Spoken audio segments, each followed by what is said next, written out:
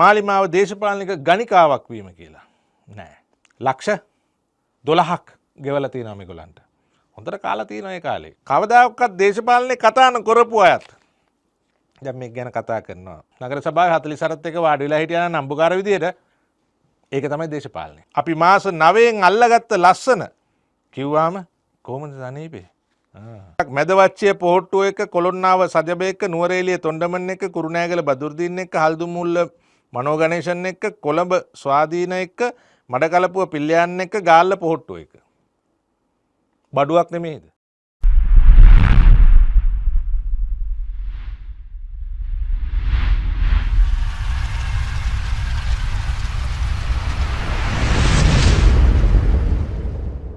මාලිමාව දේශපාලනිකව බඩුවක් වීම. දැන් මේ බඩුවක් කියන වචනේ නරක වචනයක් නෙමෙයි මේක සිංහල සාහිත්‍යයේ ඈත එපිට දවස්වල ඉඳන් එන වචනයක් සාහිත්‍යයේ යෙදුම් වල බඩුවක් මෙන් විකිණී කියලා කව්පදවල තියෙනවා. මොකද මේ බඩුවක් කියලා කියන්නේ ඇත්තටම ඒකට අයිතිකාරයෙක් නැහැ. ඉතින් ඒක විකිණෙනවා. අතින් අතට යනවා. දැන් ඔය වර්තමානයේ ජනශ්‍රුතියේ සාමාන්‍යයෙන් කාන්තාවකට හෝ ගෑන් ළමයෙකුට එහෙම කියනවා නම් ඒක කියන එක අපි අනුමත කරන්නේ නැහැ. නමුත් ඒ කියන්නේ අර තේරුමෙන්. ඒක යොදන එක වැරදි ආයිත් කියනවා. නමුත් ඒකේ අර්ථය ඒකයි.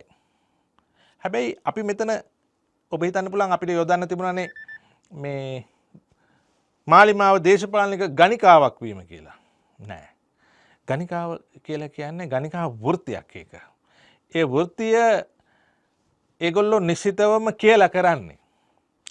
ඔව් අපි ගණිකාව අපි මෙහෙම අපේ ඇඟ විකුණනවා. ඒක විවිධ රටවල් වල ඒ කියන්නේ පිළිගත් වෘත්තියක් ලෝකේම එහෙමයි.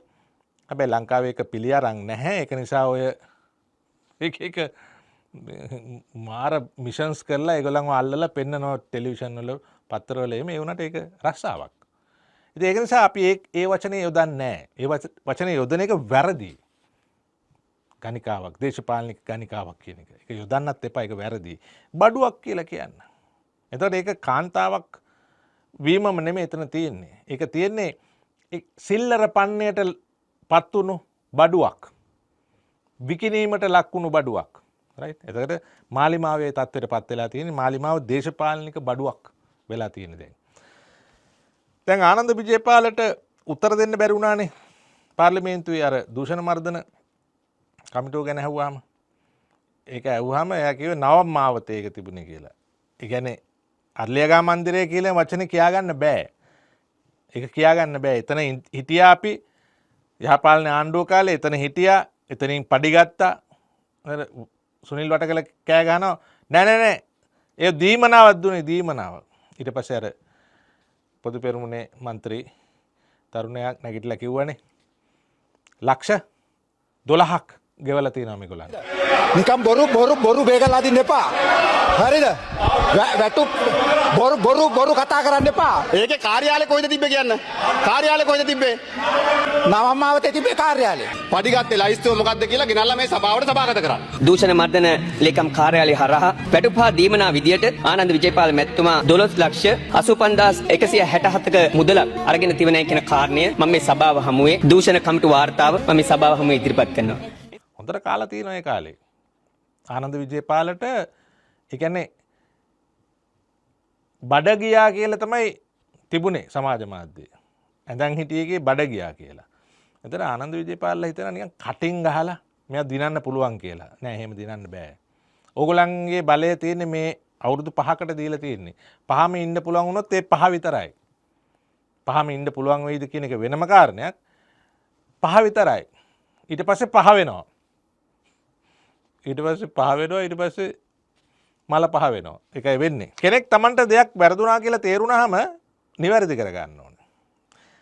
එහෙම නැතුව වැරදිච්ච එක පාරෙම දිගටම යනවා නම් ඒ කියන්නේ එයා අපව ගොඩ එන්නේ නැහැ.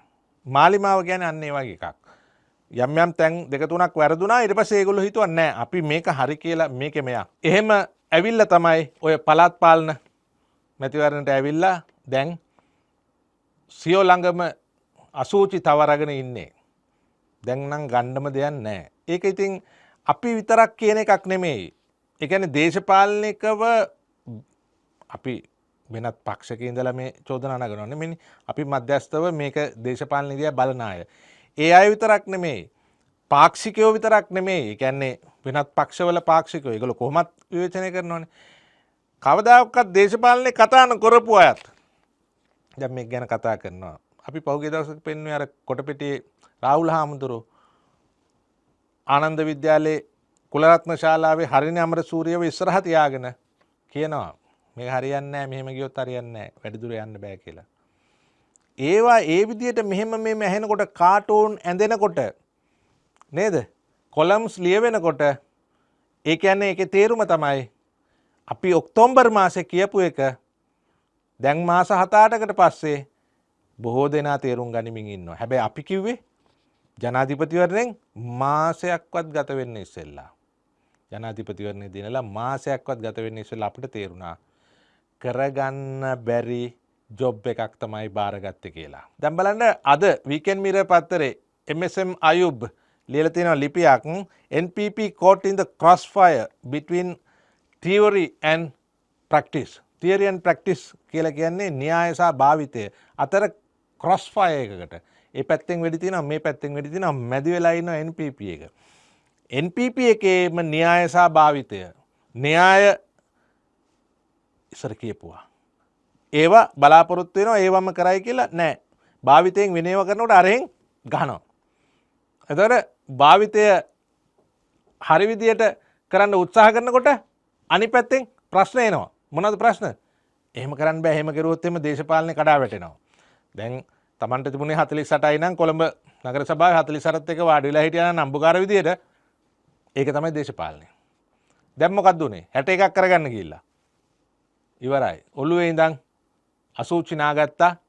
අර කිසිම වැඩකට නැති කාන්තාවක් මේ ඒකේ ප්‍රධානිය කරලා ඊට පස්සේ ඒ කාන්තාවට දැන් පුළුවන්ද කියලා බලනවා කොළඹ නගරේ ප්‍රධානිය විදියට ඒ වැඩේ කරන්න. කරලා පෙන්නයි. නියමෙටම කරලා පෙන්නයි. අයුබ් මේ ලිපිය ලියලා තියෙනවා. අවුරුදු 70කට පස්සේ 1954න් පස්සේ අවුරුදු 70කට පස්සේ වාමාංශික යයි කියාගත්තු එක්කෙනෙක් කොළඹ නගරේ ප්‍රධානිය බවට පත් වෙලා තියෙනවා. මේ මොන වාමාංශිකද? නමුත් 1954 අවුරුදු දෙකේ කොළඹ ප්‍රධානිය විදියට මේයර් විදියට ඉඳලා තියෙන්නේ එන්.එම්. පෙරේරා. හිටපු ඒ කියන්නේ ශ්‍රී මාවගේ ආණ්ඩුවේ මුදල් ඇමති සම සමාජ පක්ෂයේ නායකයා එන්.එම්. පෙරේරා. ආචාර්ය එන්.එම්. පෙරේරා. ඒගොල්ලෝ වටිනා මිනිස්සු. මේ මොන සිප්පි කෑලිද? රයිට්. ඉතින් ඒක නිසා මේ ලිපියේ තියෙන්නේ මේ NPP එකට දැන් වෙලා තියෙන දේ. ඒක විතරක් නෙමෙයි. තවත් තියෙනවා. මේ බලන්නකෝ. මේක දැන් හැමෝම කියනවා. රයිට්. මේ සමාජ මාධ්‍යයේ පළවෙච්ච එකක් මැදවච්චිය පොහොට්ටුව එක කොළොන්නාව සජබ එක්ක නුවරඑළිය තොණ්ඩමන් එක්ක කුරුණෑගල බදුරුදීන් එක්ක හල්දුමුල්ල මනෝ ගණේෂන් එක්ක කොළඹ ස්වාධීන එක්ක මඩකලපුව පිල්ලයන් එක්ක ගාල්ල පොහොට්ටුව එක. බඩුවක් නෙමෙයිද? තඩි බඩුවක්. ගාල්ලේ උපනගරාධිපතිට පත් කරලා අරෙන් අයින් කළා පොහොට්ටුවෙන් අයින් කරලා පක්ෂනුත් අයින් කරලා. ඒ කියන්නේ ඉස්සර අපිට මතකයි ওই පුද්ගලයාට JVP කාරයෝ චෝදනා කරනවා. ඔබට තේරුණාද ඔබ කළ පව් දුරදිග නොබලා? ඉතින් හැමතැනින්ම අපි නිදර්ශන පෙන්වන්න එපා මේකට. ඒ කියන්නේ නැත්තම් හිතනවනේ මේ අපි විතරයි මේක කියන්නේ කියලා. ඒකයි මේවා අරන් පෙන්වන්නේ. එතන අද අරුණ පත්තරේ නෙමෙයි ඒක ඉරිදා අරුණ පත්තරේ. අද අපි අපේ පත්තරේ වැඩසටහනේ මේක කියවුවා. චාමර විජේසූරිය චාමරමල්ලි තමයි මේක කියුවේ. එයා තමයි මේක දැකලා මටත් පෙන්වුවේ. මාණිගේ තීරුවේ සටහනක් තියෙනවා. කියවුවාම ඔබට තේරෙයි සාමාන්‍ය මිනිස්සු කොහොමද දැන් NPP එක ගැන හිතන්නේ කියලා. මාලිමාව ගාල්ලේදී පොට්ටුව එක්ක කොළොන්නාවේදී සජබ එක්ක නුවරේලියේදී තොණ්ඩමන් එක්ක, කුරුණෑගලදී බදුරුදීන් එක්ක, හල්දුම්මුල්ලේදී මනෝගණේෂන් එක්ක, මඩකලපේදී පිල්ලයන් එක්ක, කොළඹදී ස්වාධීන හොරු එක්ක යහන්ගත වුණා කියලා උන් කියනවා. කා එක්ක නිදිවැදුනත් අපි කොහෙදිවත් UNP එක්ක බුදියාගත්තේ නැහැ කියලා තාම මාලිමාවේ කිව්වේ නැතිකම තමයි එකම අඩුපාඩුවට තියෙන්නේ.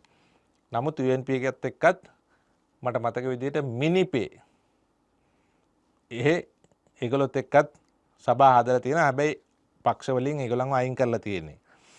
වැඩේ කියන්නේ ඔයයිලගේ කන්‍යා භාවයේ නැතිවීම ගැන ඕගොල්ලන්ගේ හතුරු දුක් වේදනා ගනිද්දී. ඇත්තනේ. දැන් අපිට උනත් මේ ගැන වේදනාවක් තියෙනවනේ. මේක අවුරුදු ගාණක් අපි කඹුරුලා මෙතෙන්ට ගෙනාවේ. නේද? මහජන ආණ්ඩුවක් හදන්නනේ. නමුත් මුන් දැන් එක එකත් එක්ක නිදිවදිනවනේ. බඩුවක් වගේ. ඉතින් ඔයයිලා ගාණක් නැතුව ඉන්න ඉඳිල්ල. මේ අනික් මිනිස්සු දුක් වෙනවා. හැබැයි ඕගොල්ලන්ට ගාණක් නැහැ ඒක. අනික ආණ්ඩු කරන්න අරගෙන මාස 9ක් වුණා. මොනවද බොලා කරේ කියලා අහන්නේ උන්ට මේක යස උත්තරයක්නේ. තොපි අවුරුදු 76ක් කරපු අවලං වැඩ. අපි මාස 9න් අල්ලගත්ත ලස්සන කිව්වාම කොහොමද සනීපේ? මාස 9න් අල්ලගෙන තියෙනවා කරන කැත වැඩ ටික ඔක්කොම කරන්නේ කොහොමද කියලා. විපක්ෂයේ උන් බලාගෙන හිටියේ ඔයයිලා කුමරි බඹසර රැකගන්න ගිහින් බහුතරයක් නැති පළාත් පාලන ආයතනවලදී එනගනී කියලානේ. රෙද්දේ කුමරි බඹසර කියලා අහුවෙච්ච වලත්තේ ඇඳට අරගෙන ඔයයිලා උන්ට උගන්නපු පාඩම නම් නියමයි චීෆ්. දේශපාලනයේදී වැදගත් වෙන්නේ බලය අල්ලගෙන ඉන්නයි. බලය රැකගෙන ඉන්නයි විතරයිනේ. ඉතින් බලය අල්ලගන්නත් ඔයයිලා ගහපු ගේම් මෙතෙක් හැම එකාම ගහපු ගේම් වලට වැඩිය සුපිරිනේ. අනිත් භාණ්ඩ ඔක්කොම හොරබොරු අපි ළඟ විතරයි තියෙන්නේ. අවංක සාධාරණ භාණ්ඩ කියලානේ වෙලඳාම පටන් ගත්තේ. නමුත් දේශපාලනය කරන්න ආපුවාම දැන් තේරෙනවන්නේ ඔයගොල්ලෝ කටින් කියපුවා මොනවද? ඔයගොල්ලන්ගේ වැඩ මොනවද කියලා. අපි ළඟ විතරයි හොඳ බඩු තියෙන්නේ කියලා. හොඳ බඩු නෙමෙයි ඕවා. වටේ යන බඩු. හොර සහතික දීපු කතානායකගෙන් පටන් අරගෙන ඔයයිලා අත ගහන වැඩේ දියුණුවෙන් දියුණුවට යන හැටි හැම දේශපාලන පක්ෂයකටම පේනවා ඇතිනේ. ඒකනේ කවදාවත් බලයට එන්නේ නැති සජිත් ගැන බලාපොරොත්තු අත්හැරලා ඔයයිලට මෙහෙම මුක්කු ගහනවා ඇත්තේ. මේ යන විදියට නම් 20යි 29 තෙක් නොසැලී ඉදිරියට. වේදිකාවල කියපු දේවල් රුපියලකට මායින් නොකර ඊට හාත්පසින්ම වෙනස් දේවල් කිරිල්ලනේ ඔයයිලියගේ දියුණුවේ රහස.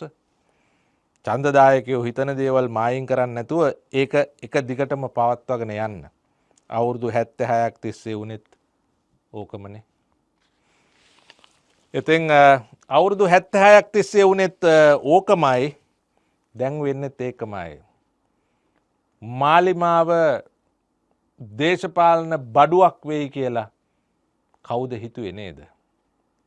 ඒ වුණාට ඒක එහෙම වුණා. ඔබට ඒක විශ්වාස කරන්න සිද්ධ වෙනවා. මොකද ඒක එහෙම වෙලා තියෙන හින්දා. මාලිමාව දේශපාලනික බඩුවක් වීම. දැන් හැමෝම කතා කරනවා ඒක ගැන. සන්තෝෂයි නේද?